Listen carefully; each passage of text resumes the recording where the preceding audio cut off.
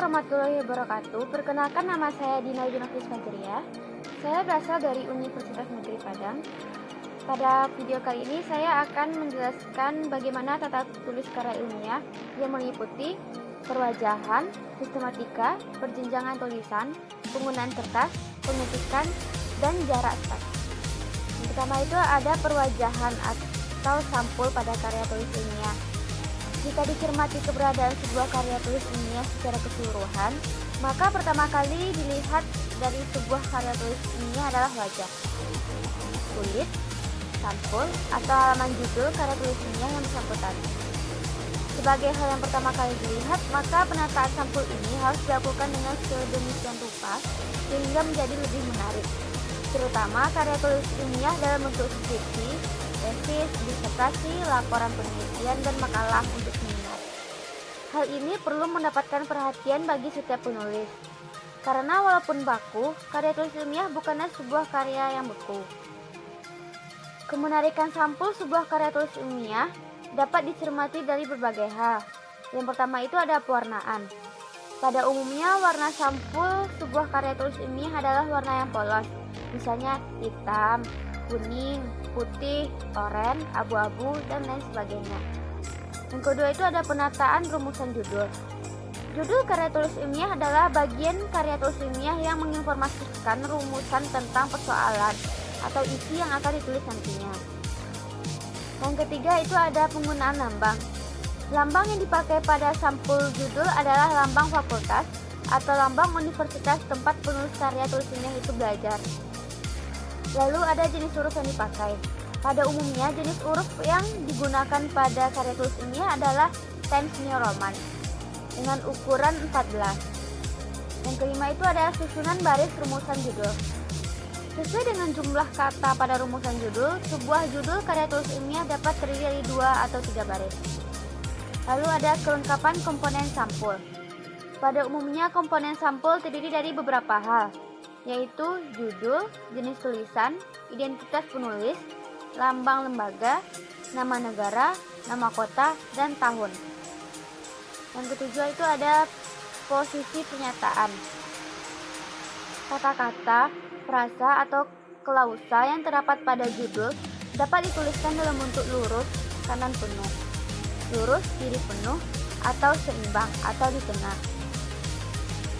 Yang terakhir atau yang kedelapan itu ada ketebalan tulisan. Pada umumnya, tulisan yang terdapat pada sampul dicetak dengan cetak tebal atau bold. Yang kedua itu ada bagian kedua itu ada sistematika perjenjangan tulisan.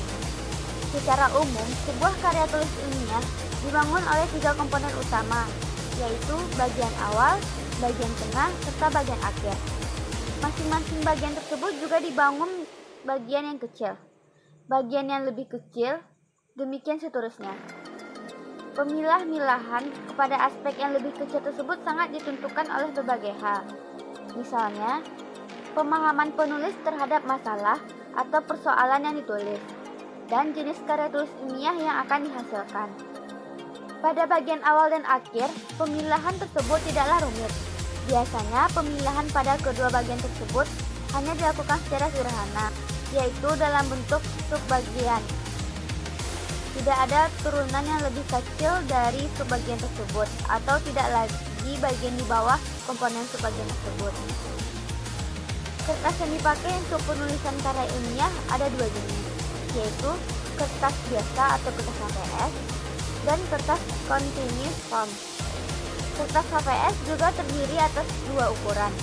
Yang pertama itu ada quarto atau A4 dengan luas kertas 21 cm dikali dengan 29,7 cm dan berat 70 atau 80 mg. Dan yang kedua itu ada ukuran folio dengan luas kertas 21,59 cm dikali 35,56 cm dan berat 70 atau 80 mg. Sementara itu, kertas continuous form yang digunakan adalah kertas yang ukuran 9,5 sampai 11. Pilihan berat kertas tersebut sangat ditentukan oleh alat pengetik yang dipakai, yaitu mesin kertas biasa atau mesin ketik komputer. Untuk mesin ketik biasa, kertas yang digunakan adalah kertas HVS ukuran kuarto dengan berat 80 mg. Sedangkan untuk penggunaan mesin ketik komputer atau laptop, kertas yang digunakan adalah kertas HVS ukuran kuarto dengan berat 70 mg.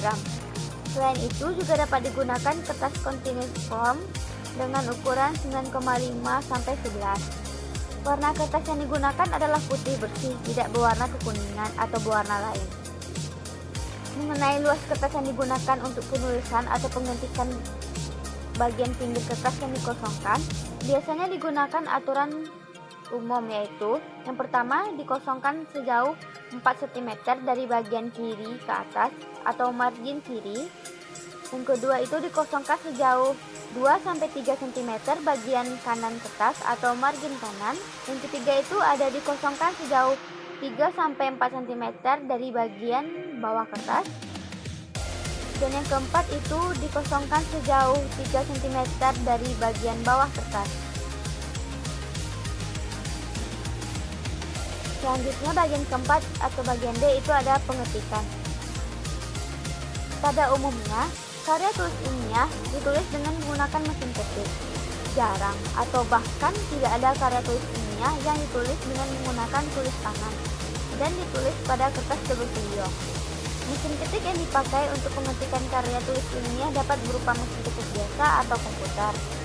Untuk mesin ketik biasa, huruf yang dipakai adalah standar atau huruf pica atau huruf yang berukuran besar.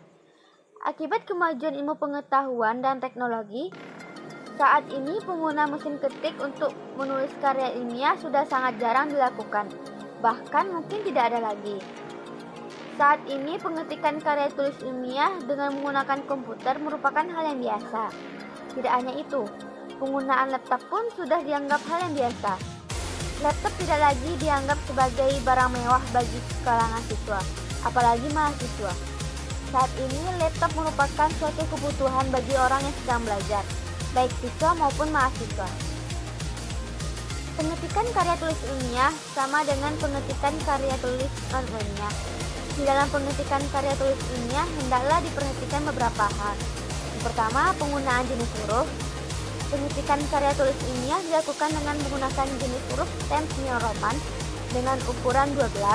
Kadang-kadang ada juga yang menggunakan jenis huruf Arial dengan ukuran 11 atau 12. Untuk sampul ukuran yang digunakan adalah 14 atau 16 dengan cetak tebal atau bold.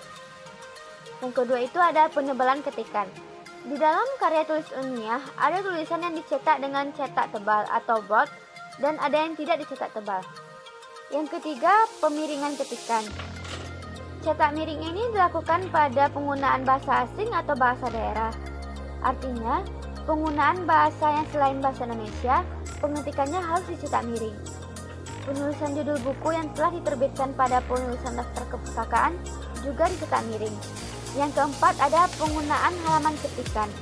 Pengetikan hanya dilakukan pada halaman depan suatu kertas. Halaman berikutnya atau halaman belakang pada kertas yang bersangkutan harus dikosongkan. Artinya, pengetikan tidak boleh dilakukan secara timbal balik pada suatu kertas yang sama, sebagaimana halnya pengetikan buku ilmiah atau pelajaran.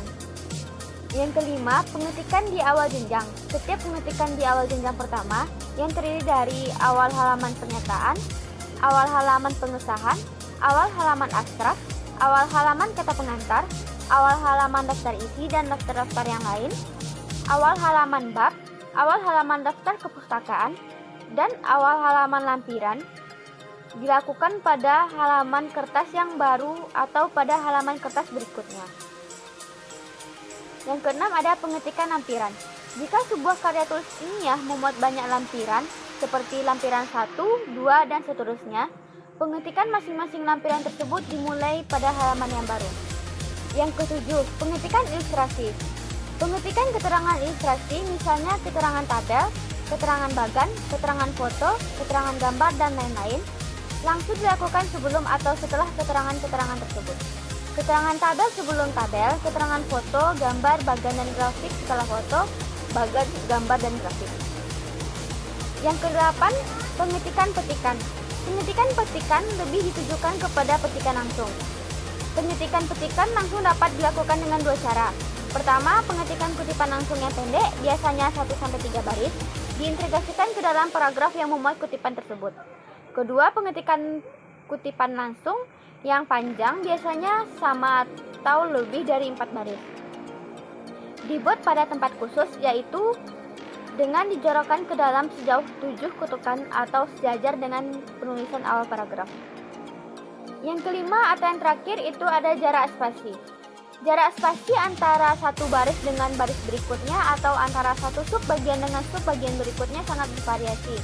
Variasi tersebut terkadang disebabkan oleh adanya kebijakan selingkung pada lembaga tertentu di mana karya tulis ilmiah tersebut ditulis. Baiklah, sekian materi yang dapat saya sampaikan. Atas salah dan kekurangan saya mohon maaf. Assalamualaikum warahmatullahi wabarakatuh. See you.